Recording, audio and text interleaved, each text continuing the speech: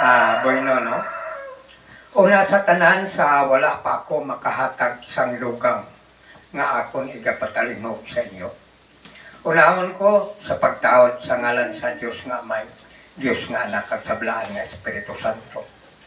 Kag sa inyo tanan nga nagatelepon subong sa pagpamati sa akon mga pulong, isiling ko nga sa inyo tanan mayong adlaw. Pero sa wala pa, mga muyo ako anay sa paghatag sa Ginoo sa aton sing mga duka nga ihibalo sa pagtuon sa ginatawag kasulatan. Amay namon nga langit nun, yari kami karon sa imo tubang, nagapasalamat kami, kag nagadayaw kami sa imo, kag kabay nga ikaw gid ang magapakamaayo sa sining adlaw, sa amon mga paghimo sa imo mga buluhaton nga sa diin ikaw ang nagsiling nga ang magasunod sa imo hindi mawala kag may kabuhi nga walay katapusan.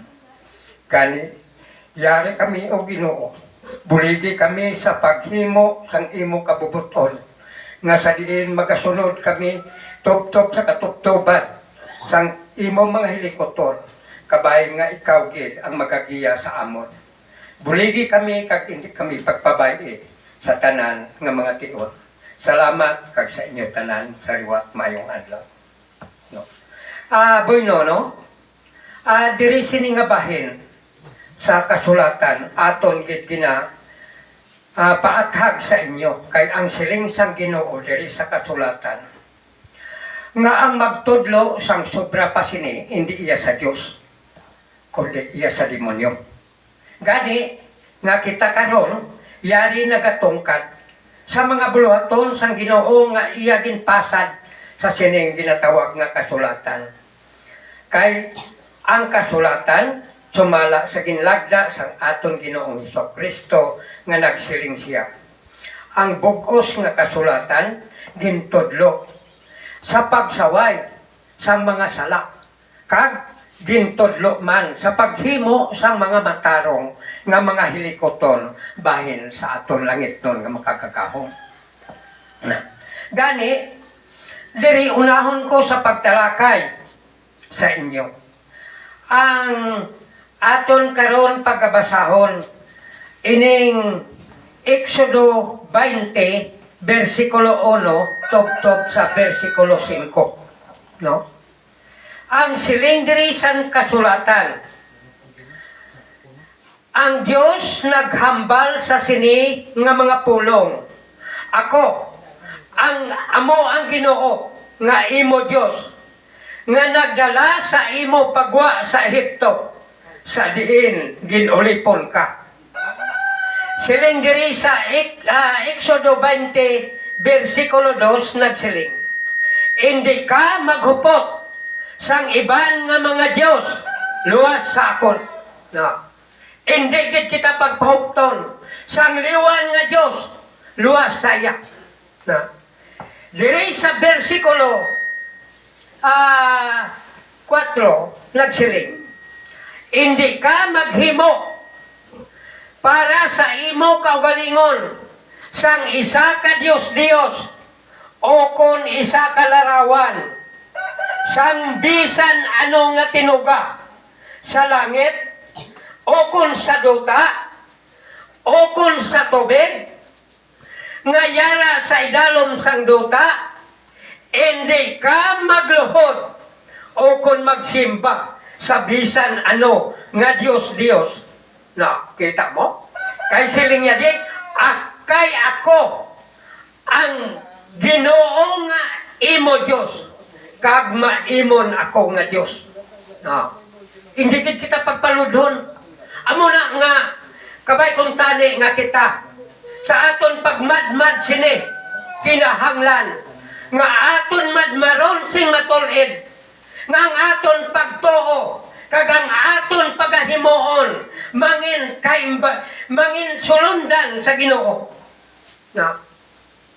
Mga pagsunod sa Ginoo, hindi kay mga pagpatalang. Na kay ining tanan nga ginahatag niya sa aton nga mga kabubuton, iya gid ipasunod ang iya kabubuton na kay siling siyang Ginoo ang bisan sino nga nagasunod sa akon may kabuhing dayon nga walay katapusan na ti karon kung magtuo ka sa mga Diyos ang pamangkot ginsugo na sang Diyos o kung wala ha? Ang siling niya dre sa Ezekiel basahon ko. Ang siling niya diri sa Ezekiel 6 sa Ezekiel 6 3 nagasiling. Ako magapadala sing espada sa paglaglag sa mga lugar sa diin nga ang mga tao nagasimba sa mga Diyos na hamakon mo na siling niya nga ang tao man nagasimba sa mga Diyos laglagon niya ha? Diri sa Ezekiel 6:4 nagasiling ang mga altar pagagobhon kag ang mga ginsunugan sa mga insinso pagabukon ang tanan ng mga tao dito pagapatyon sa atubangan sang ila mga Diyos na siling nga padre sa Ezekiel 6 versikulo 5 palaptahon ko ang mga bangkay sang mga tao sang Israel palaptahon ko ang ila mga tulan sa palibot sang ila mga altar na luyag lang kita nga kung magsimba kita sa Diyos amo nang matabo sa aton ha? Na amo na nga dapat na kita lupang doon amo na nga ang pagtudlo diri sa kasulatan hindi iya siling nga malain kay initanan kung imo lang sundon naghaon ka kay Kristo nga nagasiling si Kristo nga siling niya ang magasunod sa akon may kabuhing dayon nga walay katapusan na diri sa Ezekiel 6 versikulo 5 siling niya palaptahon ko ang mga bangkay sang mga tao sang Israel palaptahon ko ang ila mga tulan sa palibot sang ila mga altar no amo lang ginhambal jadi tigani dapat naton talupang doon ha amo na nga hindi gid kita dapat maghimo sang sobra kay ang siling ni Kristo ang siling sang kasulatan ang magtudlo sang sobra sini hindi iya sa Dios iya sa demonyo ha kung iya sa demonyo iya ni si demonyo ni mga Diyos ha na tikalo na talupang ganda nga iya sa demonyo ang iya sang mga Diyos ang pamangkot kay iya man sang demonyo dapat kabitsundon ha no hindi kita dapat magsunod kay siling ni Kristo. Ang magasunod sa akon, may kabuhing dayon nga walay katapusan. Di wala naging tudlo ni Kristo. Ha? Idugan ko pag hindi sa Soponias. Ha? Dili sa Soponias. Basahon ko. Soponias 1 versikulo 5. Siling niya, laglagon ko ang bisan sino nga nagasaka sa ibabaw sang atop. Kag nagasimba sa adlaw, bulan, kag mga bitoon. Na, yamakon mo na, ha? Di sa Soponias 1, versikulo 5, ha? Liwaton ko sa pagbasa. Siling niya, laglagon ko ang bisan sino nga magasaka sa ibabaw sang atop, kag nagasimba sa adlaw, bulan, kag mga bitoon. Laglagon ko man ang mga nagasimba sa akon, kag nagapanumpa o nagasumpa sa pag-unong sa akon, pero nagasimba sa nagasumpa sa ngalan sang Dios nga simulok. Na. Ha? Na. Kung nagasimba ka sa Dios, hindi ka magsumpa sa ngalan o sa kwan, hindi ka magsumpa sa ibang nga ngalan sang Dios, kundi sa Dios mugid nga matuod nga Dios nga mo si Kristo. Na. Hindi ka na mag-ilis-ilis sa liwan nga Dios. Na. Nga aman. Kahit kung magsimba ka sa ila, laglagon ka. Ha? Siling nga Dios. Pero nagasumpa sa ngalan sang Dios nga simulok. Na. Laglagon ko, yadtong nagbiya, kag wala nagasunod sa akon. Nakita mo, ha? Laglagon niya ang nagabiya, kag wala nagasunod sa iya. Ha? Yadtong wala nagapamati sa akon,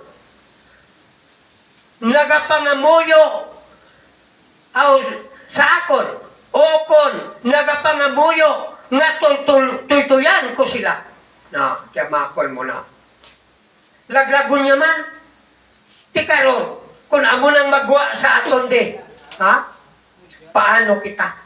Na, kay amo ini ang mga palatandaan, ha? Diri sa Malakiyas, akon basahon, ha? Siling nga Diyo,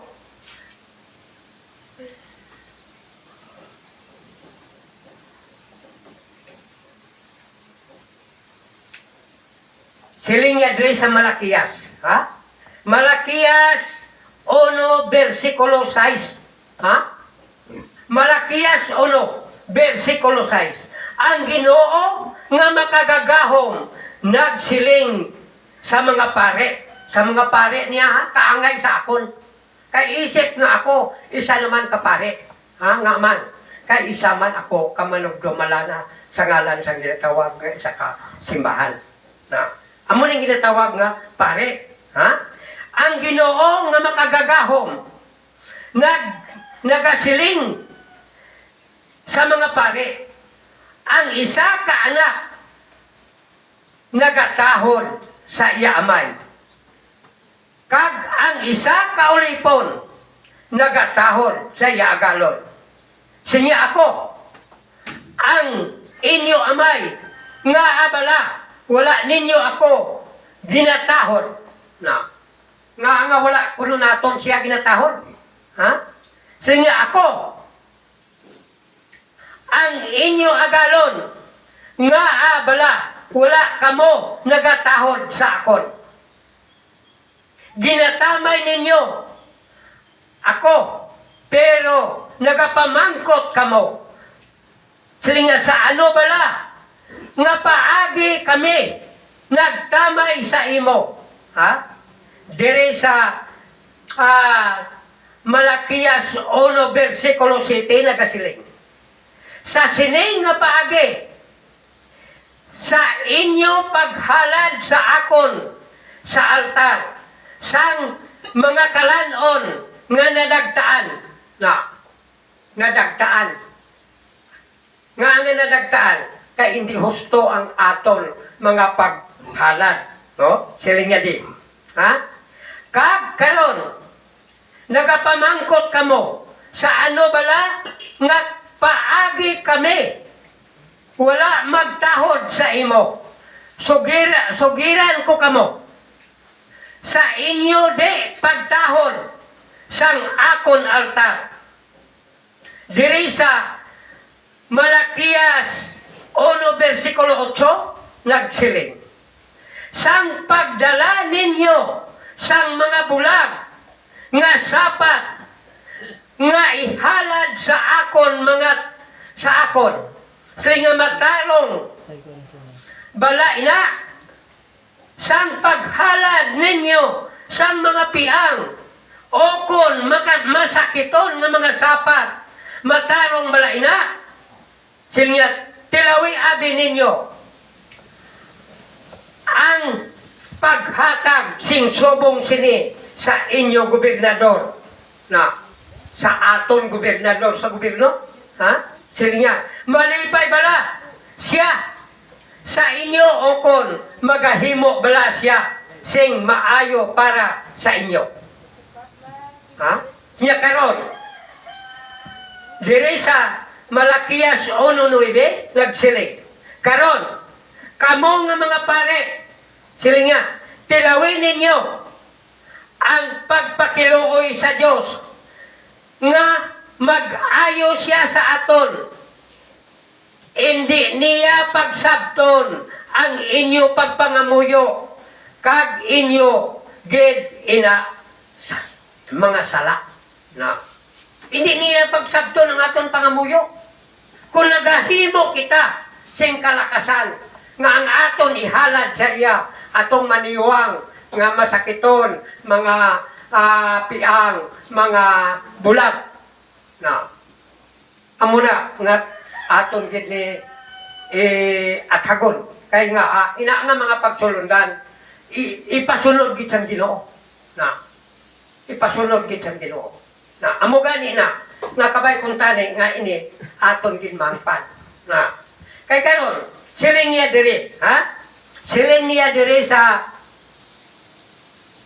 Malakias 3 ha diri sa Malakias 3 naman 3:1 siling niya ang Ginoo nga makagagahom nagasabat magapadala ako sang akon manugbalita nga magaaman sang dalan para sa akon dayon sa hinali ang Ginoo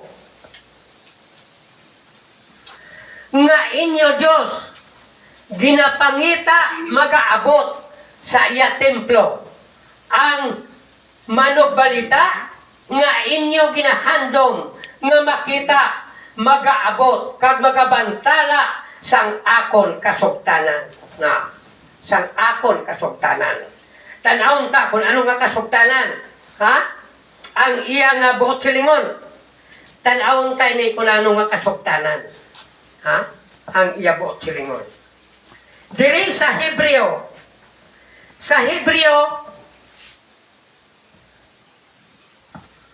10 versikulo 5 nagasiling ha Hebreo 10 versikulo 5 siling niya tungod sini sang manugkari si Kristo sa kalibutan nagsiling siya sa Dios hindi kaluyag sang mga halad kag mga dulot kundi nag-aman ka sing isa kalawas para sa akon no kita mo ha manugbalita nakita kagyari karon nga amo na karon ang nagahimo sang sibo sa aton kabubuton no amo na nga kabay kung tani nga ang tagsa-tagsa sa aton kinahanglan gid ang pagsunod sa ginapahimo sang Dios kay kung magsobra kita hindi na iya sa Dios ha kay siling niya da ang magsobra sini hindi iya sa Dios kaya anong sobra ang nagatuo sa hindi ginpatuo sang Dios ang pamangkot anong klase pagtuo ang Dios ha amo nang ginapawala ti karon kung magsige ka tuo sa Dios nga hindi man lang gali ikaw nagtuo sa Dios dito man lang sa imo Dios ang pamangkot nahamutan mo lang sa Ginoo amo lang siling niya Dios ginakangilaran ko ang tanan nga nagasimba sa Dios kag sa Dios nga simulok na kaya amo na kabay kung tani nga aton matalupangdan ini nga mga butang ha siling niya wala ka malipay sa mga dulot nga mga sapat nga ginsunog sa bughos sa altar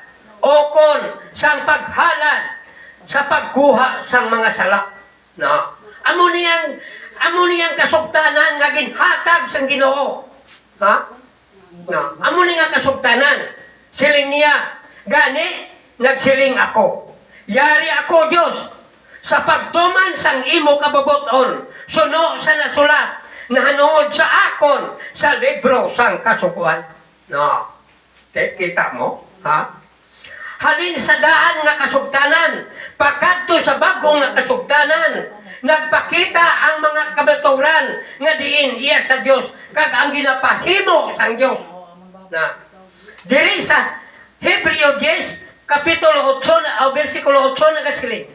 Sana una, nagasiling si Kristo. Wala ka maluyag o kunalipay sa mga halad.